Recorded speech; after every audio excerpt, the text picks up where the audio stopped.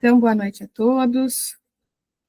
Jesus nos abençoe para mais uma reunião nossa do NEPGCL, parceria ao Espiritismo.net. Hoje, dia 24 de fevereiro, nós vamos iniciar a reflexão sobre o versículo 8 do capítulo 10 de Mateus, que diz para a gente o seguinte: curai enfermos, erguei mortos, purificai leprosos, expulsai daimones, de graça recebeste, de graça dai. Então, obviamente, como é costume do nosso estudo, a gente vai falando aos bocadinhos, né? Então, a gente vai primeiro falar sobre curar enfermos. Mas, na verdade, antes da gente iniciar, só relembrar aonde que está esse versículo, né? Esse versículo do capítulo 10 de Mateus. O capítulo 10 de Mateus leva o título, na tradução do Haroldo, né? Leva o título de Sermão para os 12 discípulos. E a primeira perícope desse capítulo é a missão dos 12, que o que é essa missão dos 12? Começa com Jesus falando para os discípulos que eles serão enviados 2 a 2 para diversas cidades, né, para evangelização, para cuidar dos sofredores, enfim, para uma missão, né, envia os discípulos para certas cidades que depois Jesus iria passar por essas cidades, né. E nessa primeira perícope do capítulo 10, ele dá diversas orientações aos discípulos de como eles deviam se portar, como que eles deviam agir nessa primeira missão que eles foram enviados, né? E uma das orientações que é dada é essa que está no versículo 8, curar enfermos, erguer mortos, etc., né? Então, só para vocês terem uma ideia aqui, ó, vou ler só um pedacinho aqui, ó. Convocando seus 12 discípulos, deu-lhes autoridade sobre espíritos impuros, a fim de expulsá-los e curar toda doença e toda enfermidade. Os nomes dos 12 apóstolos são esses. Então, ele fala o nome dos 12, né? No versículo 5 ele continua dizendo assim: Jesus enviou esses 12 após prescrever-lhes, dizendo: não tomeis o caminho dos gentios, não entreis em cidades de samaritanos, ide de preferência às ovelhas perdidas da casa de Israel, indo proclamai, dizendo: estar próximo o reino dos céus. E aí vem o versículo 8, que é esse que nós temos aí: curai enfermos, erguei mortos, purificai leprosos, expulsai daimones, de graça recebeste, de graça dai. Ele prossegue, dando muitas outras advertências, né? Como, por exemplo, não adquirais ouro, nem prata, nem cobre para vossos cintos, nem alforje para o caminho, nem 2 túnicas, nem sandálias, nem cajado, pois o trabalhador é digno do seu alimento. Em qualquer cidade ou aldeia em que entrardes, examinai quem nela é digno e permanecei ali até sairdes. E continua dando diversas advertências, tá? Então só para localizar, né, aonde que está esse versículo aí, certo? Então, vamos pensar particularmente nesse daí e começar com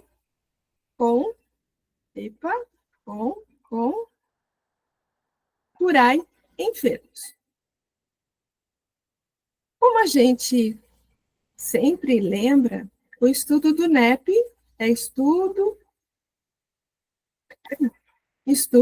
e pesquisa do Evangelho à luz da doutrina espírita, à luz, né, do Espiritismo. Então, nós vamos pensar em todas essas informações que ele deu aqui nesse versículo, né? Todas essas orientações aqui, curar enfermos, mortos, tá? Lembrando das orientações que nós temos dentro da doutrina espírita, tá? Então, o que seria para vocês, por exemplo, curar enfermos? O que seria?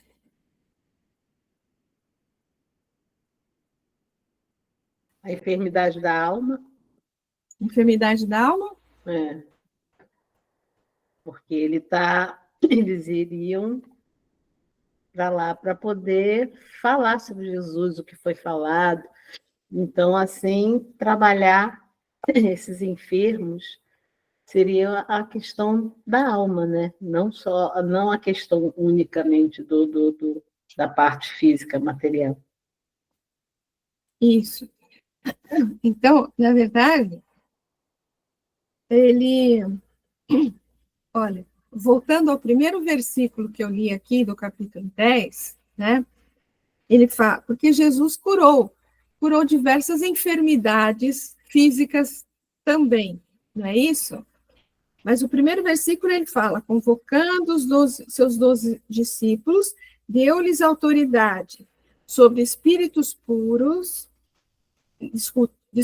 espíritos impuros, a fim de expulsá-los e curar toda doença e toda enfermidade, né? Então, sim, o evangelho do Cristo realmente a maior cura que se pode esperar dele é a cura espiritual, né? Mas ele trabalhou também as enfermidades físicas. E ele dá orientação para os discípulos para trabalhar as duas coisas. As duas coisas. Fala, Jussarinha. Quando eu falo a questão, porque a gente tem as nossas mazelas físicas, materiais, justamente por questões nossas espirituais, que não andamos corretamente, então, por isso, quando eu fiquei no espírito, na parte espiritual, por isso. Claro, nós temos todas as nossas mazelas, nossos problemas físicos, mas praticamente muito baseado nas nossas questões espirituais, né? Com certeza, minha linda, com certeza. Sheilinha?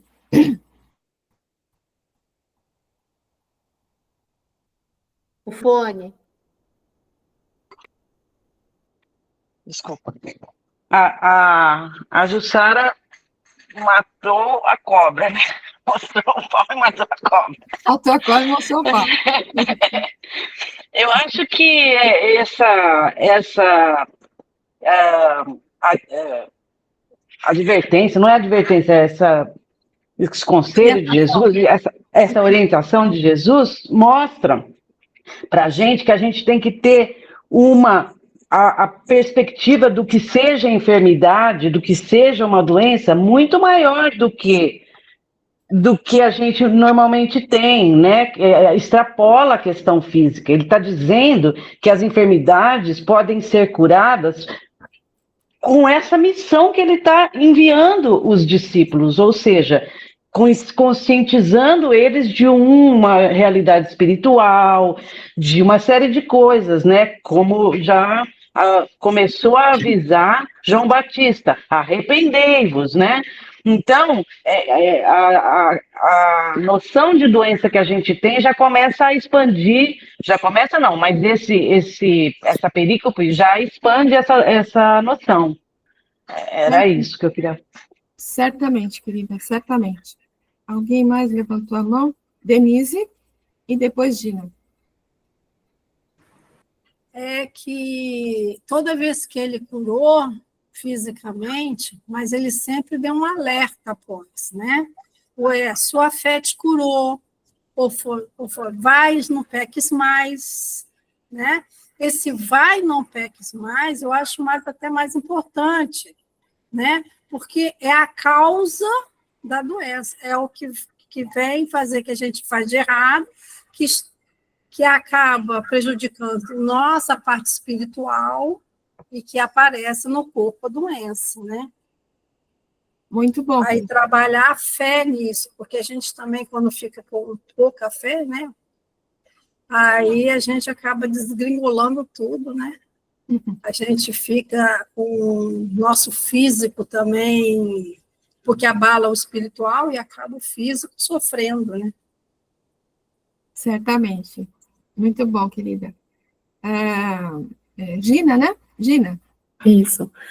Tanto é espiritual essa cura, que muitos dos que Jesus curou, voltaram depois a ter a doença, porque continuaram tendo aqueles mesmos pensamentos, né, aquelas mesmas atitudes ruins que levaram a eles ter aquela doença, né, aquele problema que a doença vem, a gente sabe, primeiro ela se apresenta na alma, para depois se apresentar no corpo físico, né.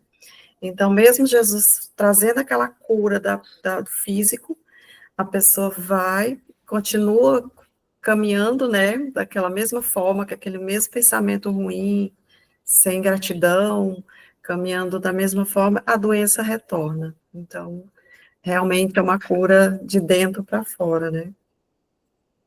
Com certeza, querida. Muito bom. Muito bom, pessoal. Muito legal. Aí, vamos ler alguma coisa que tem aqui? Olha, curai os enfermos. Temos os enfermos do corpo físico e da alma, obviamente, né? Egoísmo, vaidade, presunção, orgulho, indiferença são exemplos de enfermidades da alma. As almas ficam enfermas em razão de ilusões, de vícios ou de traumas. A doutrina espírita, aliada ao Evangelho do Cristo, esclarece os enfermos da alma.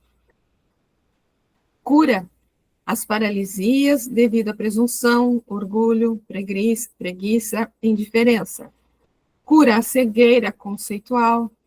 Cura e liberta os escravos do interesse pessoal e do egoísmo. E quando nos lembramos da frase de Jesus, a tua fé te curou, como falou acho que a Denise, né? Nos remete a entender que deve haver uma participação ativa e bem direcionada do enfermo no processo de cura.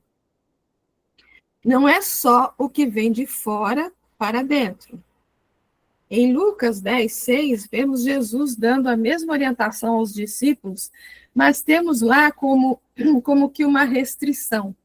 Curai os enfermos que nela houver. Em Lucas 10:6 é como se fosse a mesma perícope, né? Só que tem algumas pequenas diferenças, né? E lá está, curai os enfermos que nela houver, referindo-se às cidades que os receberam, contrárias às que os repeliram. Lembra do que a gente tratou na semana passada? Se vos perseguirem em alguma cidade, fugir para outra, lembra? A gente viu isso? Então tá. Então, quando houver naquela cidade, que são os que já apresentam uma certa receptividade para o evangelho, estes estão, de certo modo, abertos, receptivos para o processo de cura. Ou seja, estão preparados para dar a parte que lhes cabe, que lhes compete no processo de cura, sem o qual, muitas vezes, ela não se realiza. Né? Então, nas cidades, nas casas, que houver receptividade em ouvir a palavra que eles estavam levando, né? Isso significava que eles já tinham, assim, uma certa abertura, estavam receptivos, como diz aí, para o processo de cura, receptivos para ouvir a orientação que poderia encaminhá-los para a verdadeira cura, né? Que é a cura do espírito. Pode até acontecer no campo material, mas o mais profundo, que é o espiritual, não se alcança. Isso ele está se referindo aqui, né? Às cidades que não tivessem essa receptividade, né? Aqui em Mateus, Jesus orienta primeiramente que se vá às ovelhas perdidas da casa de Israel, e não se vá aos gentios e samaritanos. a correspondência é a mesma, porque as ovelhas da casa de Israel eram... Bom, vamos acabar de ler aqui. Entre as ovelhas da casa de Israel, já havia uma predisposição de aceitação do evangelho. Por quê? Porque eles já tinham conhecimento das leis de Moisés, né? Já tinham esse contato com a tradição judaica, né? Com a tradição do Deus único, né? Jesus não está desprezando os mais revoltosos, os idólatras, que eram os samaritanos que ele falou ali, né? Mas pede que se enfoque aos que já têm essa receptividade, porque aí a possibilidade de auxílio era maior da parte deles. Aliás, deixa eu só fazer uma retificação aqui. Eu falei, quando falou dos revoltosos, dos idólatras, eu falei dos samaritanos. Na verdade, os samaritanos não eram idólatras. Mas os samaritanos, eles eram mais fechados, tinha uma certa rixa entre eles, né? E os samaritanos, na verdade, aceitavam apenas aqueles 5 primeiros livros de Moisés, não aceitavam está aparecendo umas mensagens estranhas aqui, não aceitavam a parte dos profetas, sabe, dos salmos, né? Só aceitavam os 5 primeiros. Então, eram pessoas um pouco mais difíceis de serem trabalhadas, né? Mas não quer dizer que ele estava rejeitando, né? Desprezando, pelo contrário. O evangelho do Cristo é universal, né?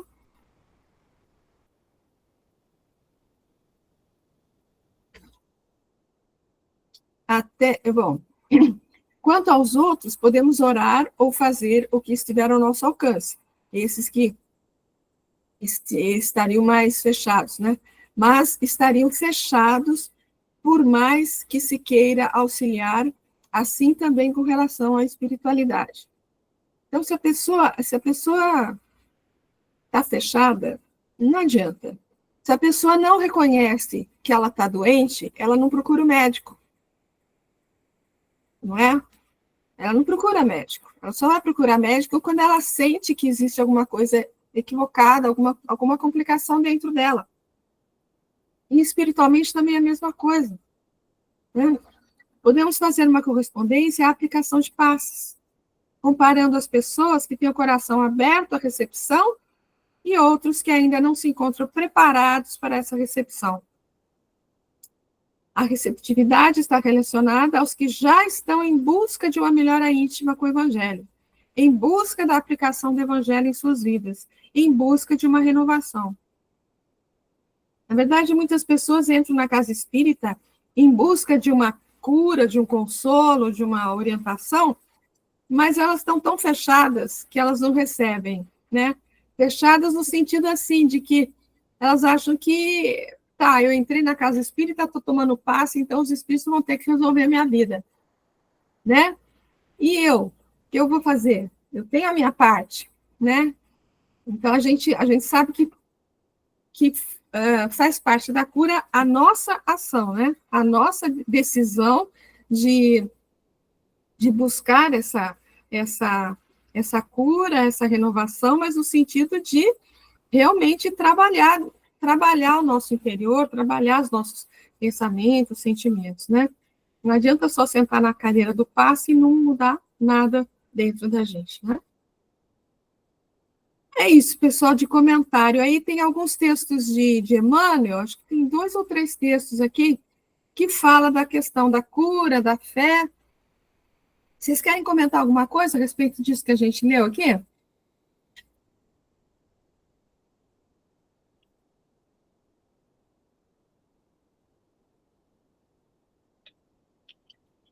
Não? Então, vamos ler um texto do Emmanuel, depois a gente vê se tem algum comentário, né? Um texto que está no Pão Nosso, que é tua fé. A gente está falando que a tua fé te curou, né? Foi levantado mais que uma vez essa questão, então. E ele lhe disse, tem bom ânimo, filha, a tua fé te salvou, vá em paz. Foi o que foi citado aí, né? Pela Denise, e que está no texto ali que a gente leu também. É importante observar que o Divino Mestre, após o benefício dispensado, sempre se reporta ao prodígio da fé, patrimônio sublime daqueles que o procuram. Diversas vezes ouvimos-lo na expressiva afirmação: a tua fé te salvou. Doentes do corpo e da alma, depois do alívio ou da cura, escutam a frase generosa. É que a vontade e a confiança do homem são poderosos fatores do desenvolvimento e iluminação da vida.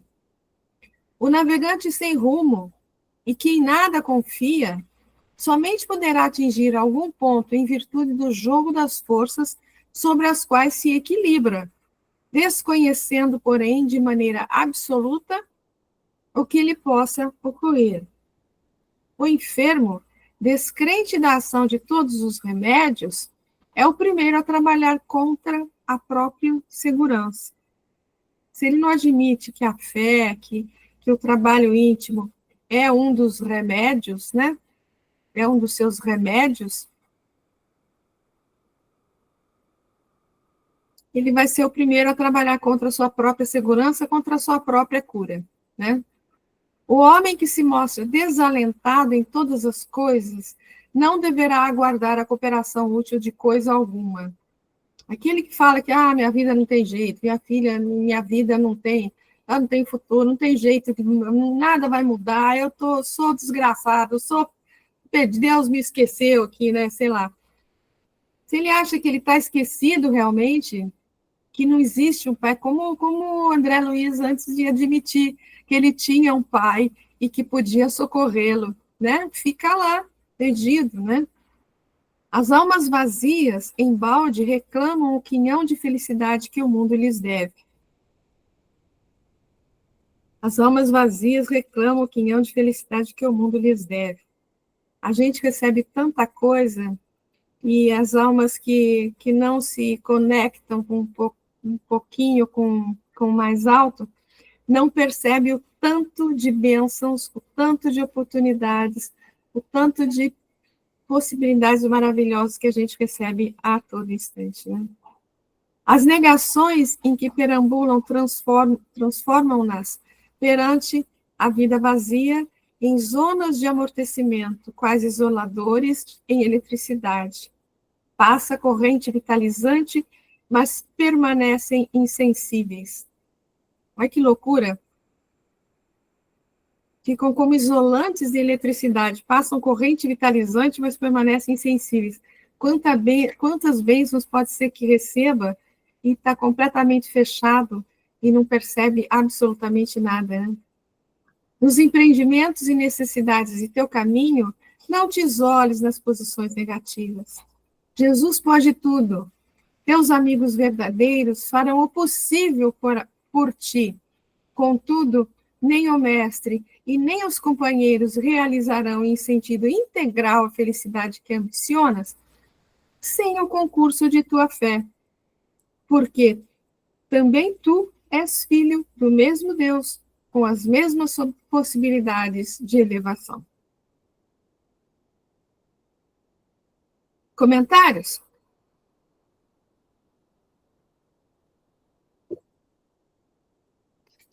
Fala, minha flor.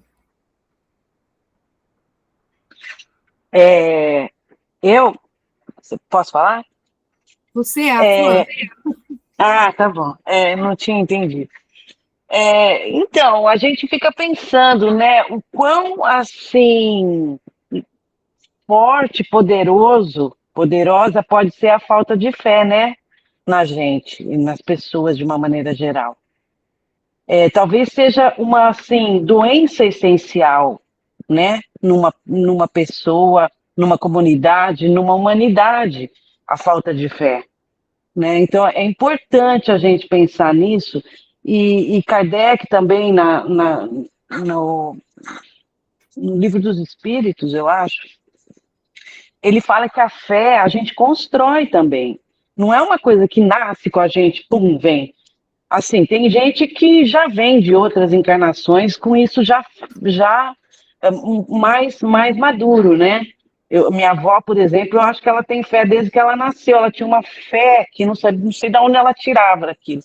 E eu não, muitas vezes eu achava, não sei, porque a gente fala muito em fé como acreditar em coisas, como, né, a gente também não tem a noção do que seja isso que é a fé, né?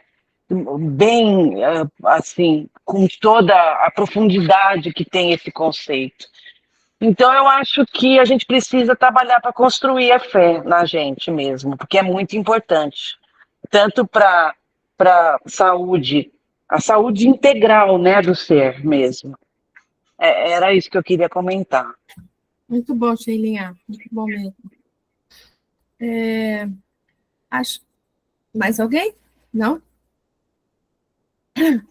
Ó, um outro texto do Emmanuel, sobre outro aspecto, né?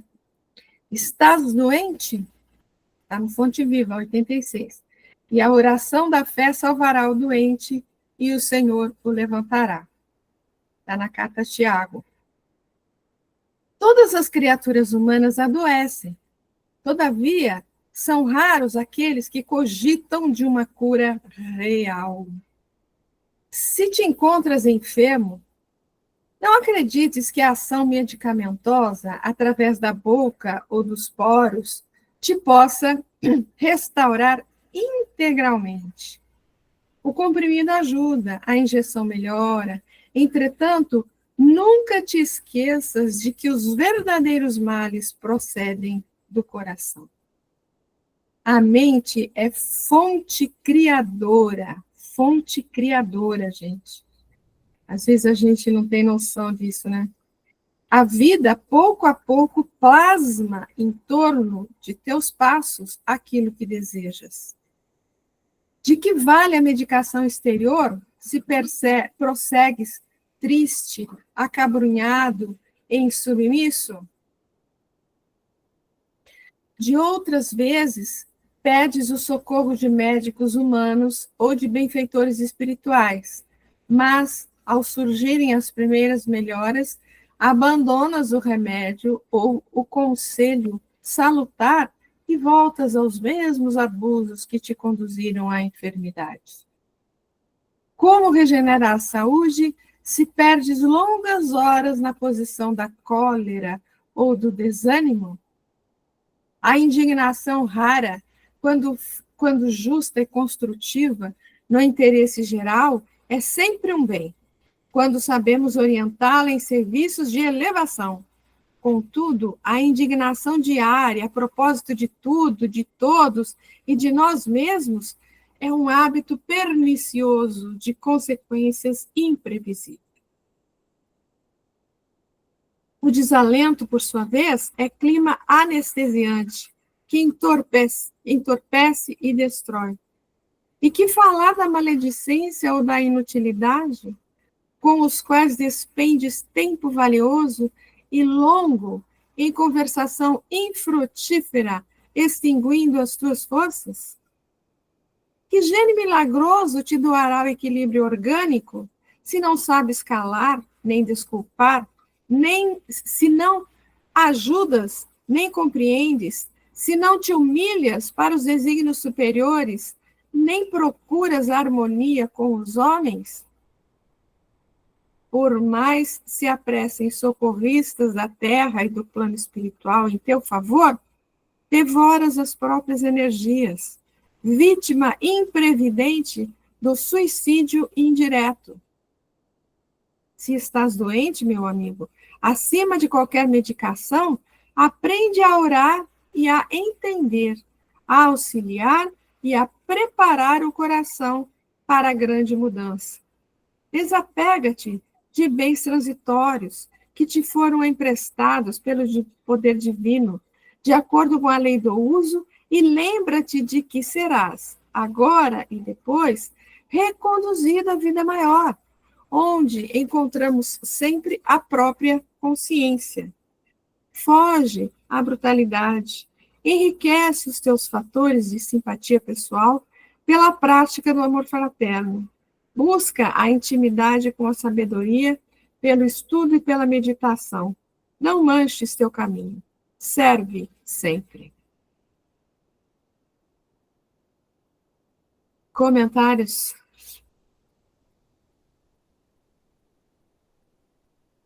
É uma coisa que ele comenta aqui, não se aprofunda tanto, mas é uma coisa que a gente sabe que é bastante perniciosa, que é o desânimo,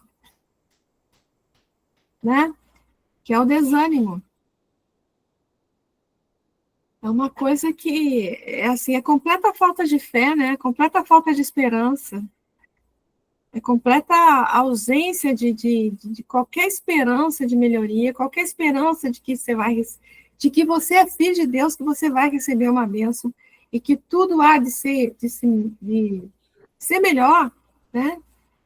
Um desânimo a pessoa vai se acabando, vai se destruindo, e fica estacionada, né? E estacionada espiritualmente é morte espiritual, né? É morte espiritual. Alcione, querida. Desculpa o atraso, tá linda. Val, Fala, eu não sei onde que eu li, onde fala que nós temos direito de repousar um pouco. Não é repousar quanto horas e quiseres. horas, né? É. Então, é repousar um pouco, isso é muito bom. Agora, isso um pouco vai ser de acordo com cada um, né? Essa página de Emmanuel, ela está onde, Val? Essa que a gente acabou de ler, ela está no Fonte Viva, capítulo Tá. 86, Eu Estados estou Unidos. indo aqui, eu estou saindo do celular, vai ficar mais fácil de eu ler. Obrigada, tá, querida? Imagina.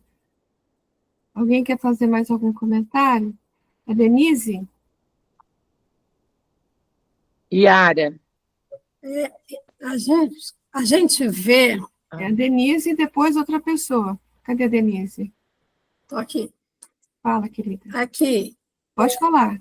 o que me vem sempre, quando a gente leu esses dois textos do Emmanuel, me passou na minha cabeça aquela passagem de Jesus com Pedro na água, onde ele chama Pedro para andar por cima da água, que no primeiro momento ele vai, depois ele afunda, né? Porque é a fé.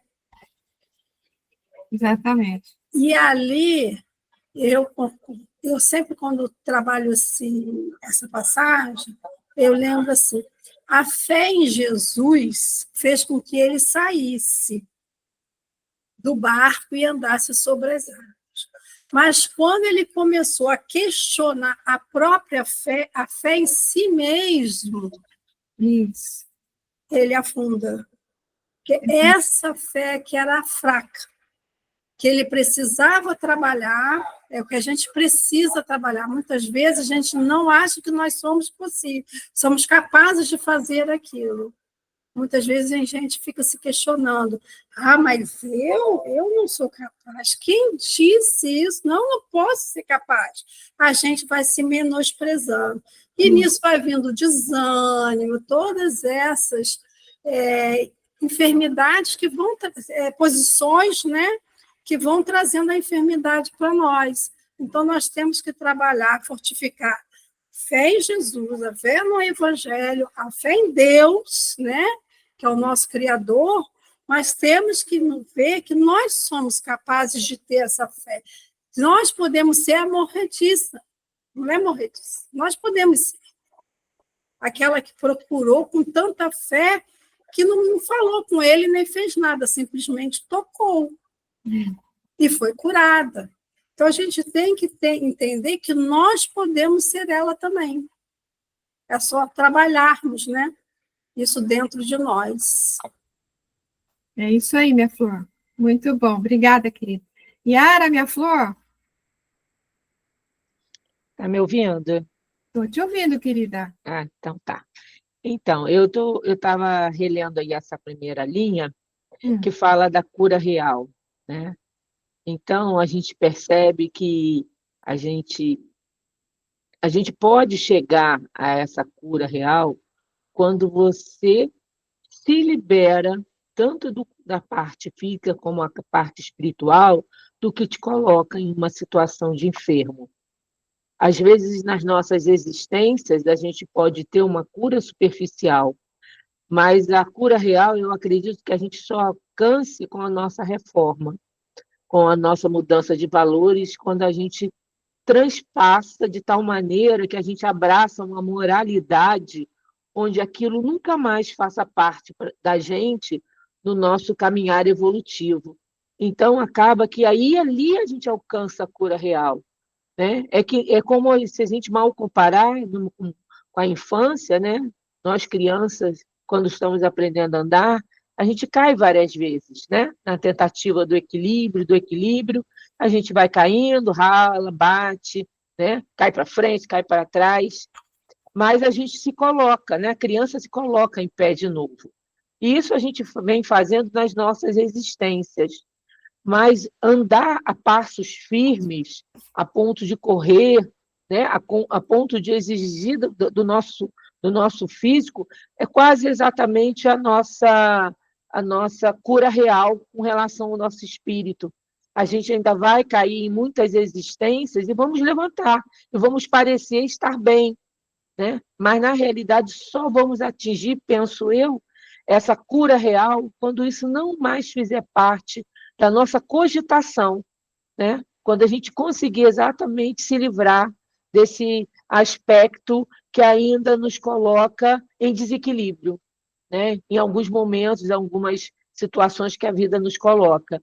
Então, talvez quando a gente atingir essa cura real, essa enfermidade vai estar, né, em outro patamar, vai estar na nossa vida pretérita e não mais fazendo parte das nossas opções de escolha, de pensamento. O nosso pensamento não entra mais nisso, né? Tanto que a gente vê que os nossos irmãos que já estão nos mundos felizes, né, e daí para cima, né, eles já conseguiram essa cura real, eles nem vivenciam mais as dúvidas, os questionamentos, nem a sua fragilidade.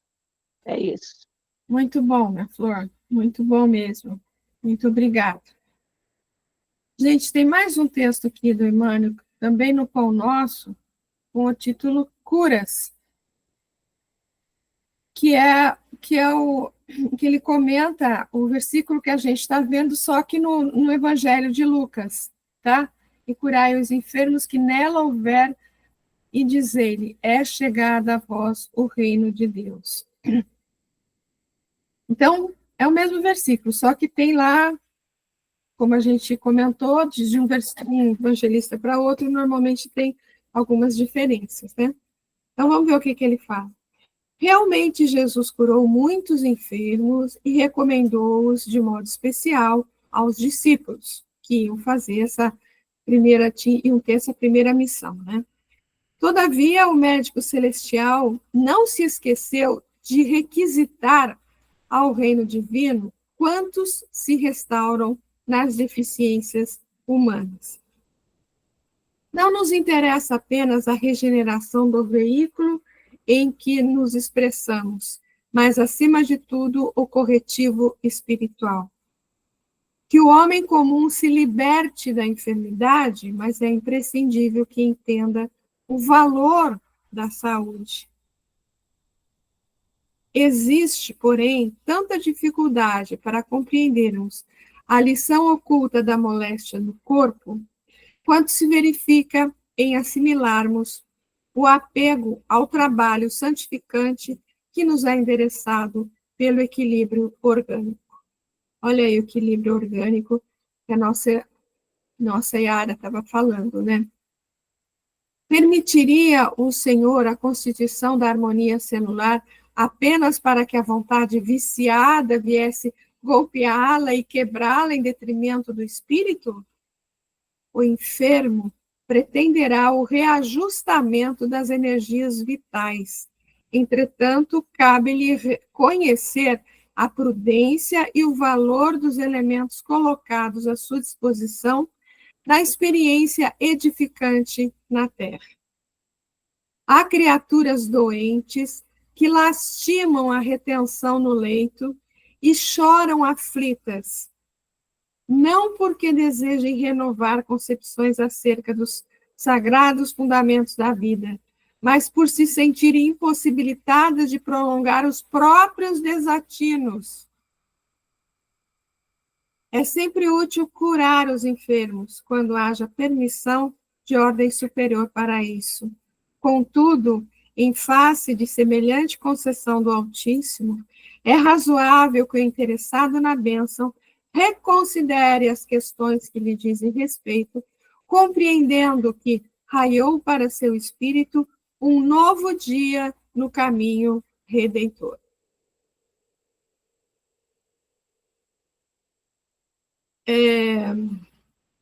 Esse terceiro parágrafo aqui é terrível, né?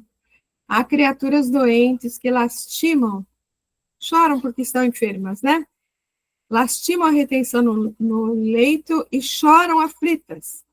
Não porque desejem renovar concepções acerca dos sagrados fundamentos da vida, mas por se sentirem impossibilitados de prolongar os próprios desatinos.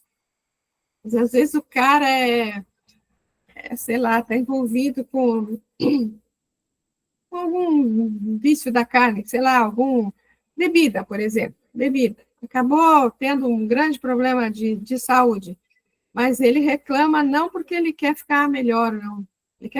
Ele só quer ficar melhor para poder voltar a beber, vamos dizer assim, né? É isso? Fala, minha flor. Sheilinha? Está levantando, não?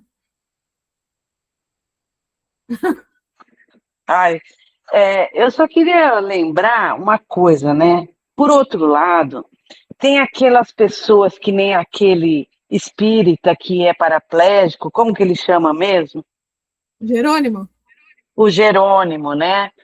Então a gente fala, puxa, é um espírito tão assim, né, que se entrega, que faz o bem, e, no entanto, e mesmo a imobilidade dele, segundo ele, ele é o filho que mais sai de casa, né? Ela não para, né? E, enfim, tem essas coisas que a gente vê, a gente vive num mundo muito, muito cheio de espíritos diferentes, né? Aqui é todo mundo junto e misturado. E tem aquelas pessoas também que passam a vida assim, como se viesse de férias, né? Nunca ficaram doentes, são bonitas, são não sei o quê, são egoístas também. Então, a gente também não pode perder de vista, né? Se a gente ficar assim, quem é bonzinho não vai ficar doente, ou quem, né? Ou o contrário. Tem essas outras coisas também que estão na equação. Eu não estou querendo falar o que acontece com elas, porque também não sei direito. É isso que eu falo, a gente vive nesse mundo aqui que tem espíritos de tudo quanto é jeito, tem provação de tudo quanto é jeito. Mas não sejamos simplistas de achar que se a gente, sabe, começar a ajudar os outros a ficar bem e realmente amar os outros tal, que nunca a gente vai ficar doente, sei lá, não é bem assim, né? Com certeza. Só isso. Com certeza, né? O caso do Jerônimo é assim o mais evidente com relação a isso, né? Porque nossa, não tem nem como. Ele fez um monte de coisa, abriu um monte de centro, um monte de orfanato, ele fez um monte de coisa, né? Ali na cama dele, paraplégico, né? Paraplégico. Então assim, eu me lembro de um caso, eu não sei onde que eu li ou que eu ouvi, sei lá, do Chico, porque o Chico tinha um problema, entre os problemas de saúde que ele tinha, era um problema por conta daquelas garfadas que ele recebeu na infância, né, no abdômen da tia lá, né? Tia, madrasta, sei lá, não é madrasta, não, era a madrinha dele, né? A madrinha. Enfim, e algumas vezes ele tentou fazer, não sei se foi por causa disso ou se foi por causa de outra questão de saúde, que ele ia fazer uma cirurgia que ia resolver a questão dele. E ele marcava a cirurgia, mas o Emmanuel falou assim, não, você não pode fazer essa cirurgia agora. Não, você não pode. E diversas vezes marcou, e o Emmanuel falava para ele, não, você não pode fazer essa cirurgia agora. E num determinado momento ele marcou, e o Emmanuel deixou ele fazer. E ele perguntou para o Emmanuel, né? Por que tantas vezes eu pedi, e você dizia que eu não podia fazer isso, e agora eu posso? E agora eu posso, né? E o Emmanuel fala para ele que ele ainda tinha algumas coisas para expiar e que, portanto, se ele fizesse a cirurgia, ele não teria expiado tudo que ele tinha para expiar. Imagina, um Chico tinha alguma coisa para expiar. Entendeu? Então, assim, como você falou, é muito difícil a gente saber. Essas pessoas, como você falou, né? Às vezes vêm com saúde, rico, bonito, orgulhoso, vaidoso, o tempo todo, não acontece nada com ele, não fica doente, não fica, né, não tem problema nenhum, né? E passa a vida inteira, parece que está passeando realmente a vida inteira, né? De repente, assim, o fato dele ser bonito e rico era uma prova que ele estava passando, né? E será que ele passou bem essa prova? Pode ser que aparentemente ele era tudo isso, mas que ele ajudou um monte de gente, vai saber. Então, realmente, a gente não pode ser simplista.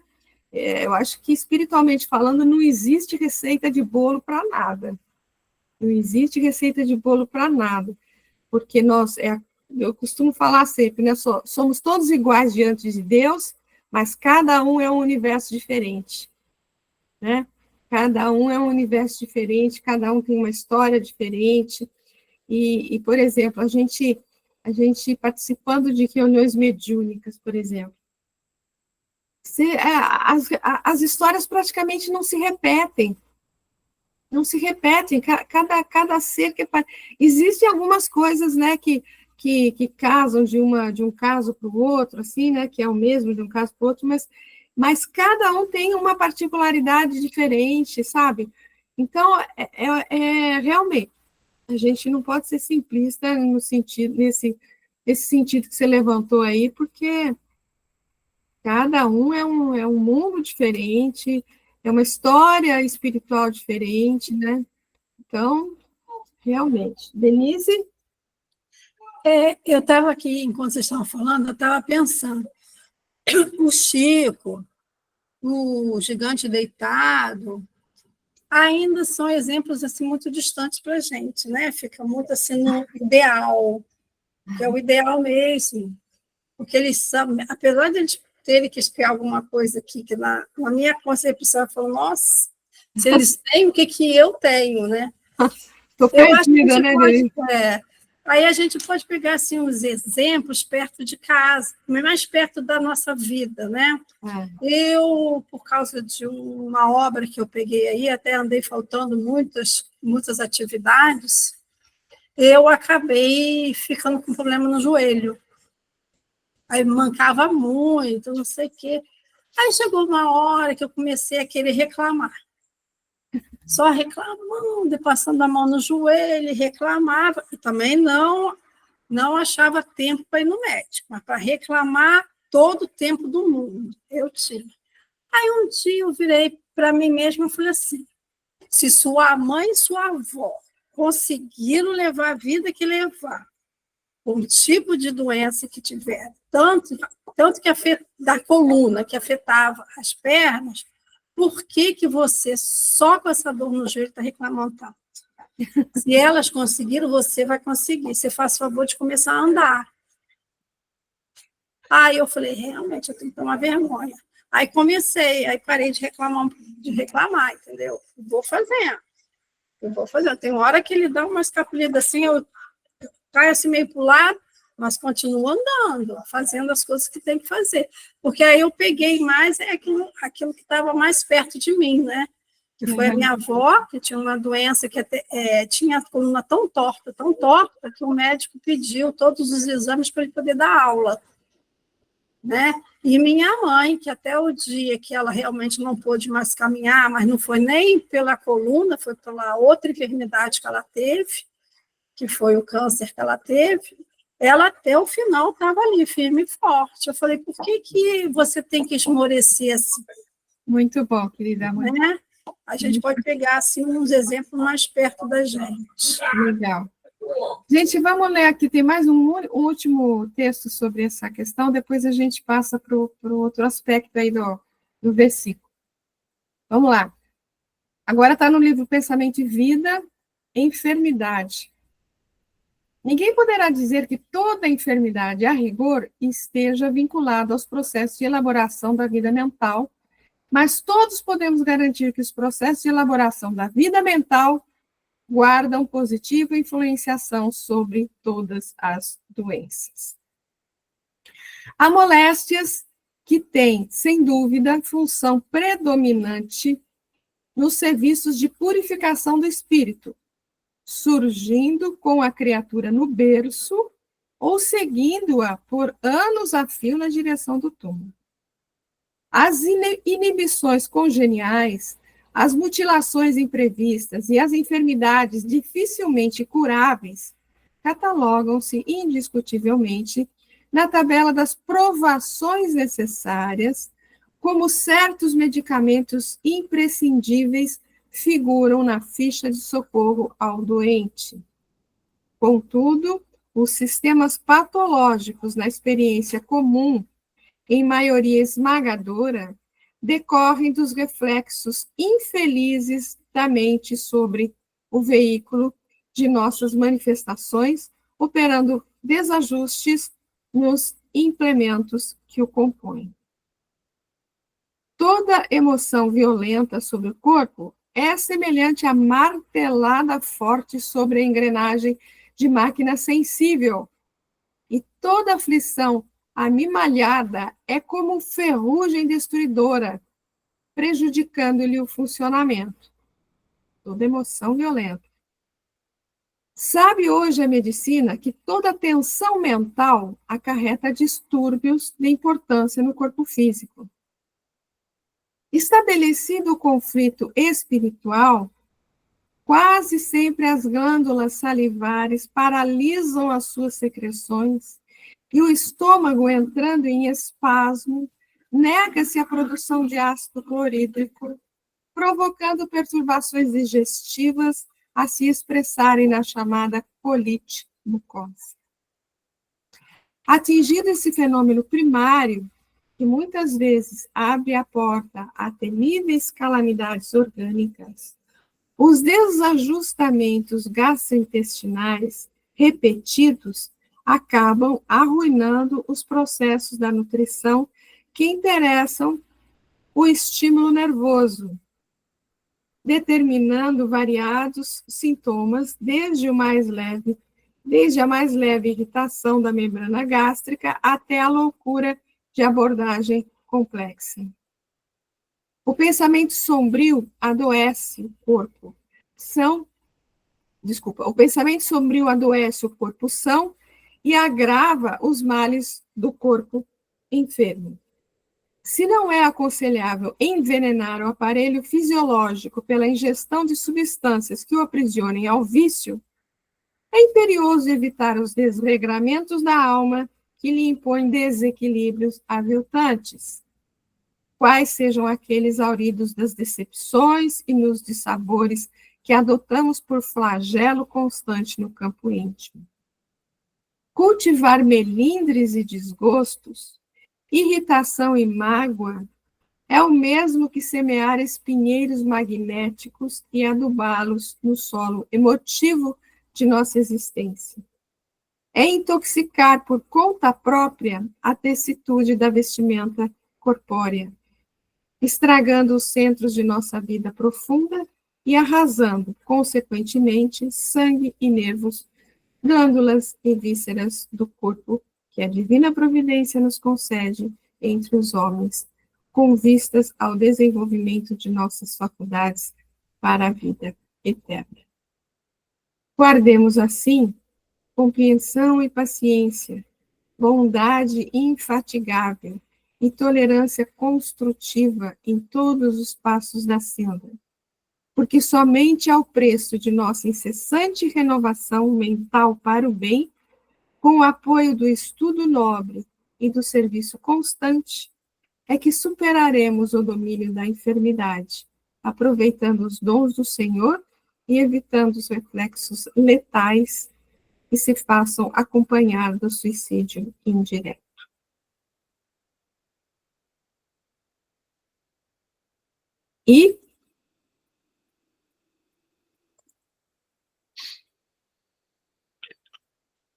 E aí?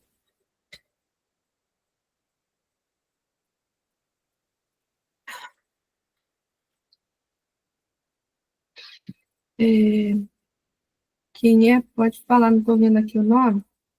Yara. Yara, fala, querida. Então, esse texto de Emmanuel, se não sacudiu até agora, agora ele acabou de sacudir as nossas consciências, né? Acabou de derrubar a cadeira, né, Yara? É verdade, estremeceu tudo.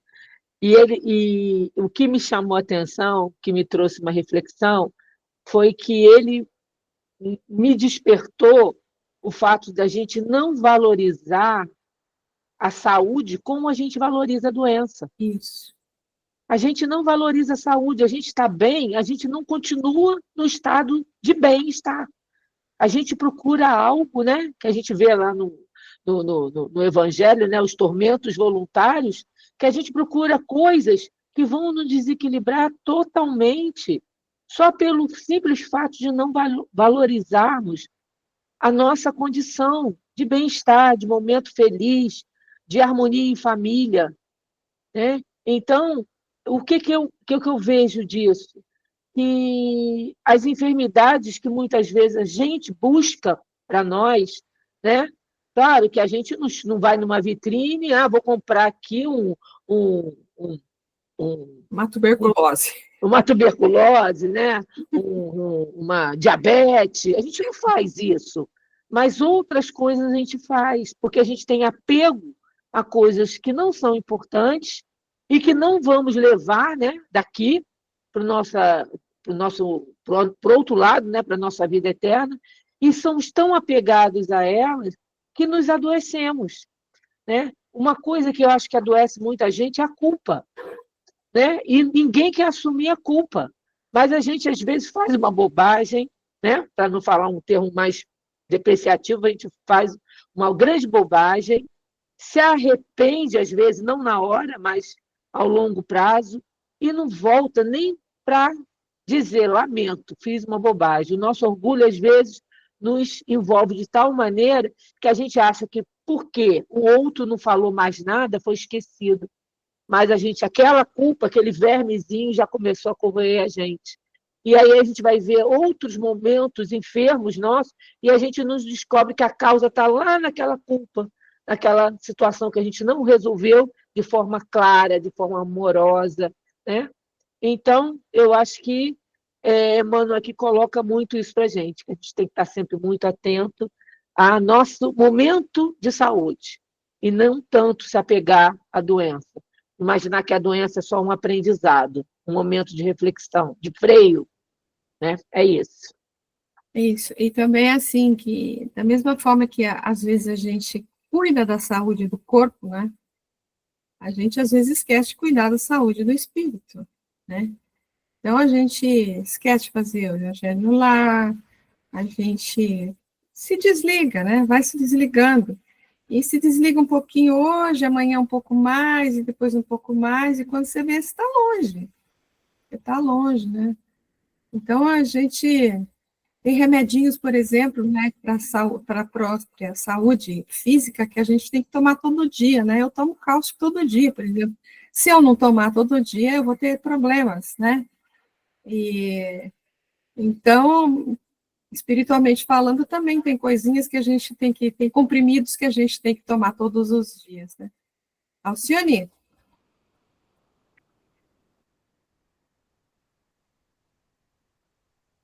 Que a gente repete as mesmas lições, né? Diariamente. E a técnica é essa mesma.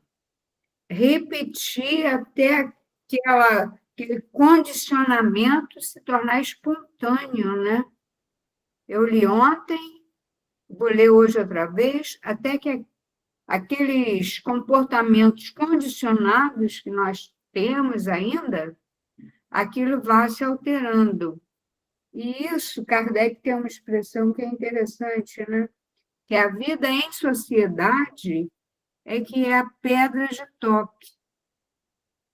Enquanto a gente está isolado, num grupo muito homogêneo, você não é desafiado, né?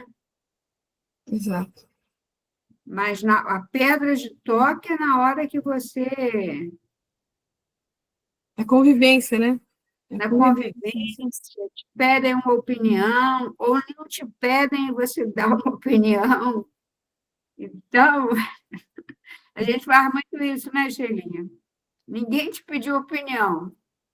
Com certeza. Para mim, ninguém pede, mas eu estou sempre dando. Olha eu aqui outra vez. Mas antes de ir para o próximo, eu queria falar mais uma coisinha sobre essa questão da doença. Pode falar. Porque, por outro lado, quando a gente estuda, e o Espiritismo traz muito isso para a gente, essa consciência, né, do quanto que a questão espiritual, moral, mental, de sentimento, nos abrange, assim, tudo, e a gente pode começar a ficar com vergonha de ficar doente, entendeu? Porque tem uma pessoa na minha família que todo mundo falava para ela, e ela lia também, que câncer tem a sua origem no egoísmo. E ela teve câncer e ela tinha vergonha de falar, porque iam falar que ela não era de Deus, ela era bem simples, sabe? Mas ela achava que era mais ou menos isso, né? Quando a gente tem essa consciência de que a doença ela vem de mais, né? Tem essa abrangência espiritual também. Então, mas por outro lado, a gente não pode também virar contra nós a doença, e isso vai deixar a gente mais doente ainda. Então, a gente tem que ter uma certa autopiedade também, de certa forma. Quando a gente pega, que nem eu, tive um derrame na cabeça, né? Eu tô com uma poça de sangue ali na minha cabeça que não sai. Eu fico pensando, eu fui fazer terapia, falei para minha terapeuta assim, eu quero entender por que eu fiz esse derrame, porque eu sei que a doença tem outras, assim, perspectivas, vem de longe, né? Vem de outros lugares também, que não só o físico. Não é que eu tomei alguma coisa, sei lá, o que me deu isso, né? E é isso, eu estou fazendo terapia, não consegui descobrir ainda, estou indo, né? E a gente vai estudando essas coisas, mas eu não posso ficar com vergonha de ficar doente, e isso vai me deixar mais doente ainda, inclusive socialmente, como bem disse a Alcione, né? Uhum. Então, só para levantar essas questões, tudo tem o seu contraste, né? A gente tem que saber ir meio pelo meio, né? Para não ficar muito ao mar, nem muito à terra, nem muito, eu preciso fazer uma revolução espiritual na minha vida, começar a adquirir virtudes, e só. Sei lá, eu tenho que né, essa coisa de ficar com vergonha de ficar doente não é legal também. Só isso que eu queria levantar. Obrigada, gente. É o palpite aí, Alcione. Juscelinha, fala, querida. Sheilinha, eu acho que a gente não pode botar, como você falou, né, tudo no mesmo saco, né? A todo mundo que tem câncer é isso. Não tem nada a ver. Vamos dar esse exemplo do gigante deitado. Ele é um exemplo, gente. Imagina uma pessoa boa, caridosa como ele. Tem um conhecimento da doutrina assim espetacular. E aí? Então, a gente não pode botar tudo naquele quadrado, enfiar e pronto. Aí as pessoas ficam morrendo de vergonha. Então, é por isso que nós, como da doutrina, a gente tem que ter muito cuidado de parar de colocar tudo no mesmo quadradinho, todo mundo é isso, todo mundo é aquilo. Não, cada um tem. Nós somos. Cada um é um mundo. A gente não tem noção. Eu não sei o que eu fui no passado para ter duas situações de câncer na minha vida. Então, eu não posso falar. Eu sei o que eu fiz agora. Eu sei o que eu fiz, mas eu não sei o passado. Então, a gente não pode pegar e botar tudo na mesma caixa. E é ótimo fazer terapia, tá? Eu até hoje continuo fazendo, não parei, porque ajuda muito. Te dá um norte melhor, que te consegue te estabilizar por essas questões todas que a gente tem que vivenciar. Muito bom, Jussara. Vamos ouvir a Alcione e depois a gente vai mudar aqui para erguer os votos. Tá, é rápido. Tem uma pessoa aqui, no Rio, que ela dirigiu uma grande escola de 400 crianças aqui na Tijuca, e ele podia ser chamado assim, Caridade, o nome dele. Casal. Tinham 2 filhos, adotaram 5, e espíritos muito difíceis. Ela acabou adoecendo, né?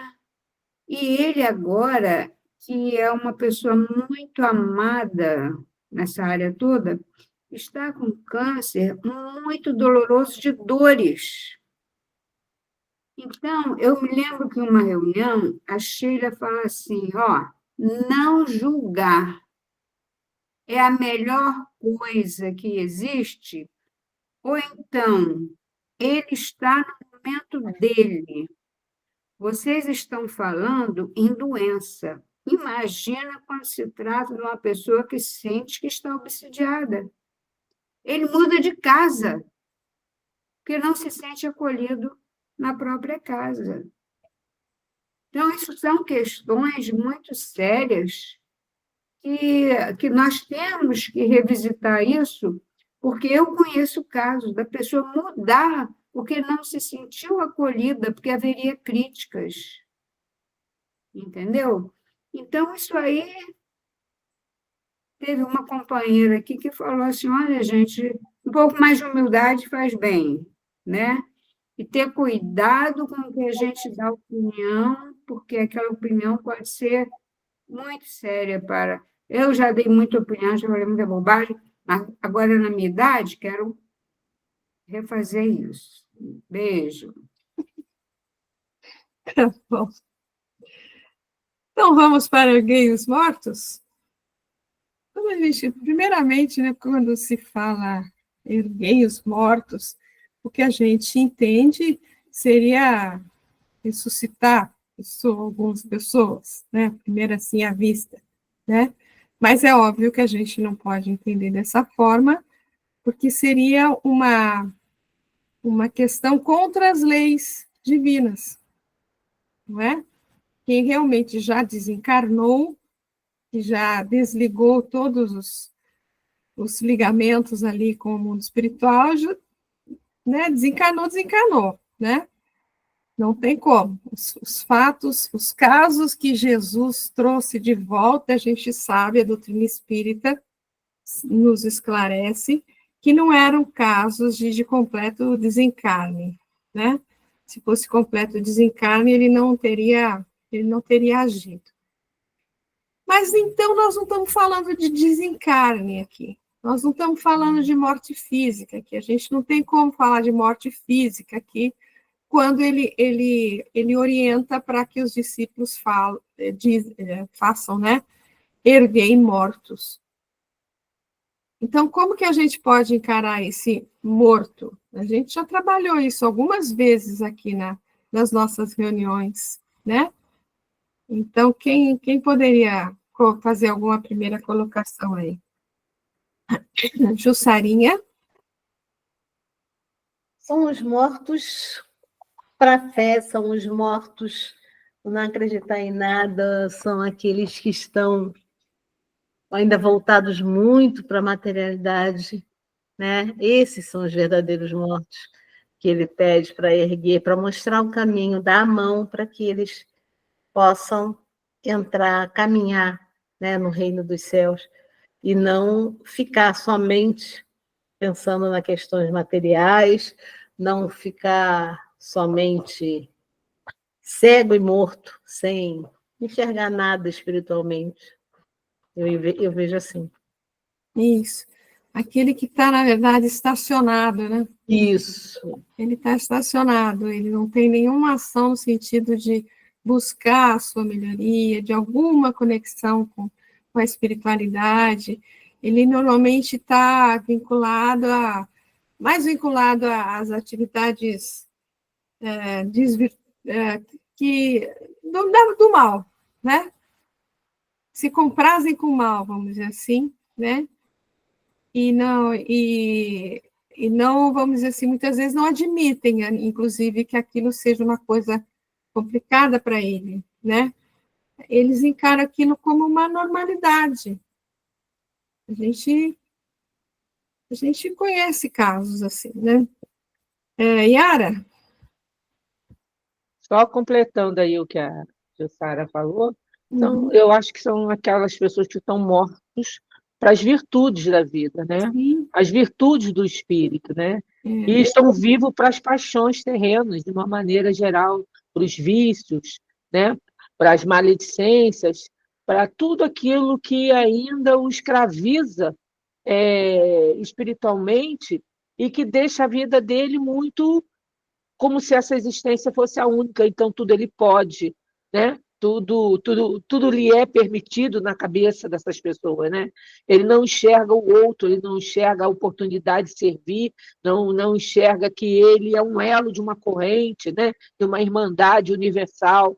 Então, a gente vê pessoas assim em posições de governo, a gente vê pessoas assim, até crianças assim que já nascem, né? Com um egocentrismo, um egoísmo muito maior, né? Então, eu acho que esses mortos são aqueles que só enxergam a si mesmo, né? Infelizmente, ainda eles estão nesse estágio. Muito bom, querida, muito bom. Alguém quer fazer mais algum comentário, Sheila? Eu acho que ele quer dizer assim, erguei os mortos, né? Primeiro, é que os mortos devem estar deitados, né? Que tá assim, sem mobilidade, né? Espiritual, né? Então, erguei. E assim, mortos, erguei os desanimados, os sem esperança. Então, talvez também, né? Era isso. Muito bom. E quando você levanta a questão do erguei, né? O erguei, levantai, né? O mesmo sentido, né? E o verbo levantar, subir, né? O que representa? Uma elevação, sempre lembra a questão da elevação espiritual, né? Então, trazer um movimento espiritual para quem está estacionado, digamos assim, né? Seria muito, muito, muito legal lembrar isso. Mas vamos ler um pouquinho, vai. Erguei mortos. Aqueles que se mantêm distantes de qualquer conexão com a espiritualidade da vida, distante das leis divinas, estacionados nos equívocos morais, nas ilusões transitórias, nos valores materiais, podem ser considerados como mortos do espírito, ainda na carne. E foi o que vocês levantaram aí, né? A mensagem da Boa Nova tem o poder de despertar esses espíritos que, inertes na carne, desperdiçam essa grande oportunidade da reencarnação. Quer dizer, a reencarnação é um presente dado para a gente pela misericórdia divina, né? E se a gente não aproveita desse presente, não usufrui desse presente, a gente está morto espiritual, né? A gente está estacionado. Prosseguindo. Todos os nossos semelhantes, que se encontram mergulhados nos mais diversos tipos de droga, possuem um corpo, mas estão mortos. Aqueles outros envolvidos nos mais diferentes tipos de crimes, embora estejam na posse de um corpo material, também estão mortos. Os corruptos e corruptores podem gozar da mais perfeita saúde, mas estão, da mesma forma, mortos. Os pais que abandonam filhos recém-nascidos, ou filhos que arquitetam e consumam a morte dos próprios genitores, só aparentam estar vivos, porque, em realidade, estão mortos. Aqueles que praticam o aborto através do dinheiro, que comprometerá sua existência atual e as futuras, também não possuem vida, estão mortos. Aí, gente, aí já vem um texto do Emmanuel aqui para a gente ler. Vocês querem fazer algum comentário a respeito dessas coisinhas aí? Acho que vocês já comentaram, né? É bem ressaltando as coisas que já foram comentadas aí, né? Só alguns exemplos aqui, mas é o que já foi comentado, né? Vamos ver o que Emmanuel fala para a gente. Mortos-vivos, livro Intervalos. Assim como o princípio germinativo da semente é colocado na cova do barro para desenvolver-se entre as vidas microscópicas que constituem a Terra, o espírito humano é situado no vaso da carne, entre as forças celulares que lhe tecem o corpo, a fim de criar qualidades sublimes que o erguem, em definitivo, à gloriosa imortalidade. Nossa.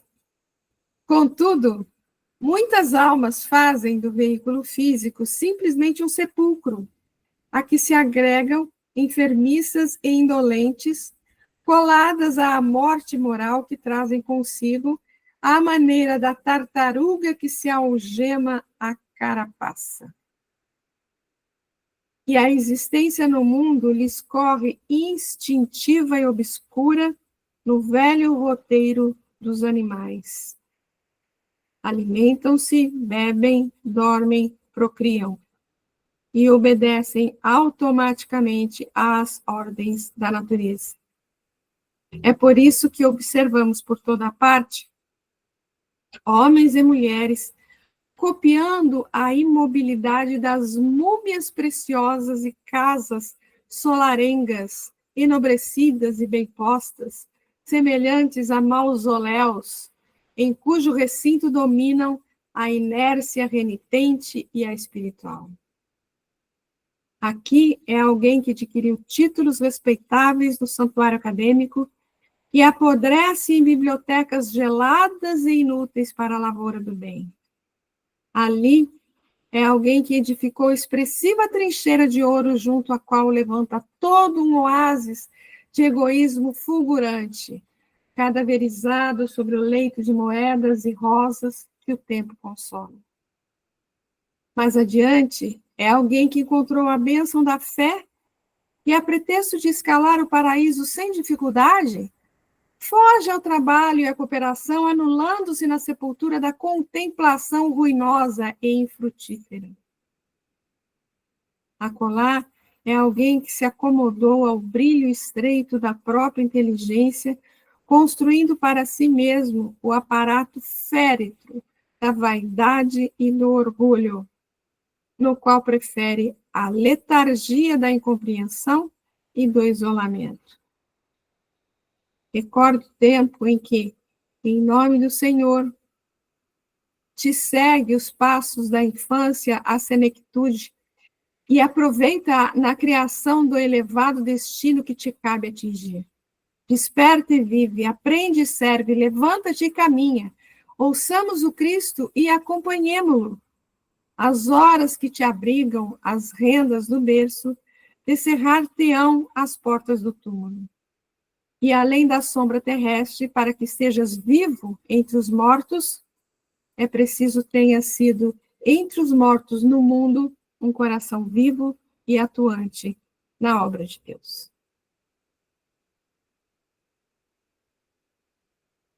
Brincadeira de criança? É brincadeira de Emmanuel essa. Brincadeira. Vamos ler outra aqui, vai. Palavras de vida eterna, existimos. Val, desculpe, Val. Qual foi a página que você leu? Porque o texto não está aqui, né? O texto não está aí? Mas perdi o nome do livro. O livro é Intervalos, e o título é Mortos Vivos. E agora o livro é Palavra de Vida Eterna, e o capítulo é 104, Existimos. E ele comenta o versículo: vim para que tenhais vida e vida em abundância. Existimos. Existem todas as criaturas saídas do hálito criador. A pedra existe, a planta existe, o animal existe. Existem almas nos passos diversos da evolução. Em sentido espiritual, no entanto, viver é algo diferente de existir. A vida é a experiência digna da imortalidade. Há muita gente que se esfalfa, perdendo saúde e possibilidades em movimento vazio, quando não se mergulha nas tramas do mal, entretecendo reencarnações dolorosas. Há muita gente que destrói o próprio cérebro, escrevendo sem proveito, quando não expressa o pensamento para inspirar negação e crueldade.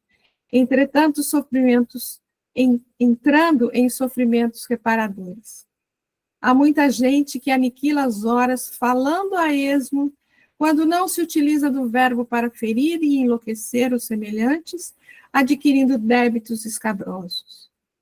Há muita gente que pede essa ou aquela concessão para frustrá-la em atividades sem sentido, quando não a maneja em prejuízo dos outros, criando lágrimas que empregará longo tempo para enxugar. Todos esses agentes da inutilidade e da delinquência existem como todos nós existimos. Observa assim o que fazes. O berço confere a existência, mas a vida é obra nossa. Essa é outra brincadeira, demônio. Só depende de nós. Eu gostei daquela parte inicial, logo primeira dele. Aí, cadê? A vida é uma experiência digna da mortalidade. Viver é algo diferente de existir. Isso é lindo. Isso é maravilhoso. Muito profundo.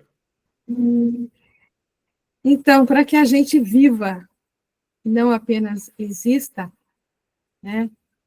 Para que a gente tenha vida em abundância, como está aqui, para que a gente não permaneça estacionado e estejamos sempre vinculados ao mais alto, né? A gente tem mais um título aqui, mas acho que não vai dar tempo da gente ler, porque a gente já está no nosso tempo aqui, a menos que vocês não se importem. Podemos prosseguir alguns minutinhos só? Tudo bem? Tudo bem? Então vamos lá. Acendamos a luz da vida. Curai enfermos, erguei mortos, purificai leprosos, expulsai demônios, de graça recebeste e de graça dai. Ou seja, ele vai comentar o mesmo versículo que a gente está comentando aqui, né? Ressuscitai os mortos, disse-nos o Senhor. Mas se é verdade que não podemos ordenar a um cadáver se levante, é justo tentemos o reavivamento daqueles que nos acompanham, muitas vezes mortificados pela dor ou necrosados pela indiferença. Pronto, ele já resumiu tudo aqui nesse parágrafo, né, gente? Não nos esqueçamos, os verdadeiros mortos estão sepultados na carne terrestre. Alguns permanecem no inferno do remorso ou do sofrimento criados por eles mesmos, acreditando-se relegados a supremo abandono. Outros jazem no purgatório da aflição, a que se arrojaram desprevenidos em dolorosas súplicas de auxílio. E ainda outros repousam inadvertidamente em supostos véus de adoração religiosa, que, em muitos casos, são simples faixas de ociosidade mental. Aguçai a visão e observemos a infortunada caravana de fantasmas que seguem vacilantes e enganados dentro da vida. Há quem morreu sufocado em orgulho vão, no mausoléu da vaidade infeliz. Há quem permaneça cadaverizado em sepulcro de ouro, incapaz de um infeliz olhar à plena luz. Há mortos que nos partilham o pão cotidiano no túmulo das terríveis ilusões que lhes anulam a existência e há corações paralíticos no catre da crueldade e da incompreensão que nos armam ciladas de angústia a cada passo, para os quais se faz imprescindível a assistência de nossa devoção fraternal infatigável. Se Cristo penetrou o templo de nossa alma, auxiliemo-los na necessária ressurreição. Acendamos a luz da vida. Trabalhemos no bem, enriquecendo as horas da peregrinação terrena com os melhores testemunhos de nossa boa vontade para com os semelhantes, em nome do Mestre e da redenção, para quem o nosso espírito já se inclina à maneira de planta à procura do sol, de vez que somente irradiando a luz do amor infinito conseguiremos aniquilar e vencer na terra as densas trevas da morte. É isso, pessoal. Comentários?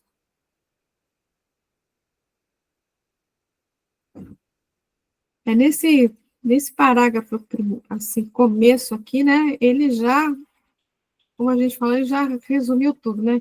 Ressuscitai os mortos, disse-nos o Senhor.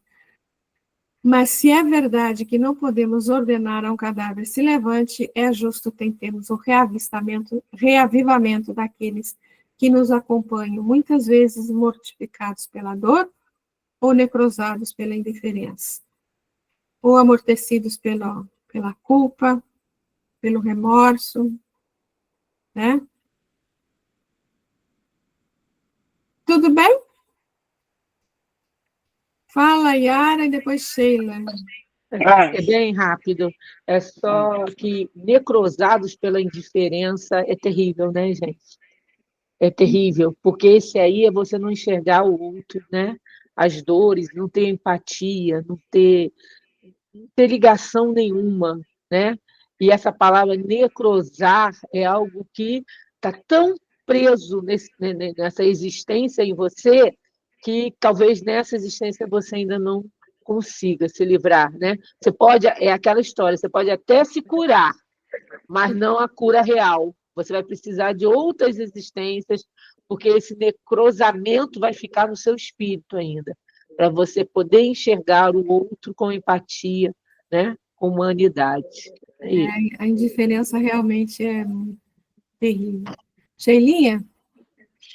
Eu só queria dizer que essas coisas todas horríveis aí que ele falou, da morte, da necrosar e tudo isso, quem nunca, né? Quer dizer, a gente sente essas coisas, a gente não está pronto ainda, né? A gente não está vivo com aquela vida eterna, né? A vida que Jesus fala que ele é e tal. Então, a gente fica doente, a gente melhora, a gente está indo aí nessa vida, né, gente? Então, assim, às vezes por isso que essas coisas chacoalham a gente. A carapuça, né, serve, né? Em mim serve. Não estou livre disso, não. Parece até que eu estou aqui, estou falando, nossa, tá vendo essas pessoas aí mortas? E elas que estão mortas, eu não estou. Mas quem disse que eu não sou indiferente a um monte de coisa que não era para ser indiferente, né? Eu sou, para outras não, mas, enfim, é uma luta de existência aí. Continuemos aí juntos, ninguém larga a mão de ninguém. É isso, obrigada, gente. É isso aí, pessoal. Então, não vamos embora, eu vou fazer o encerramento aqui, mas aguardem um minutinho aí. Então, pessoal, só agradecendo aí a todos, né? A reunião foi ótima, foi maravilhosa. Vou fazer Peraí.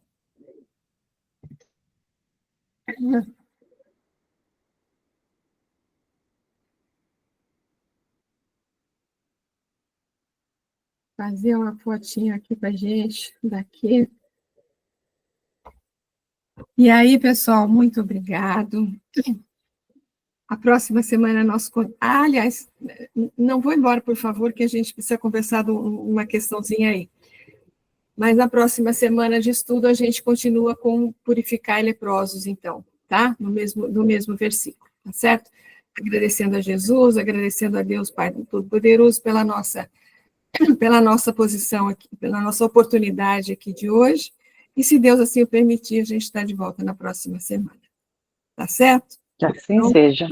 Assim Boa noite para todos. Até a próxima semana. Amém a todos.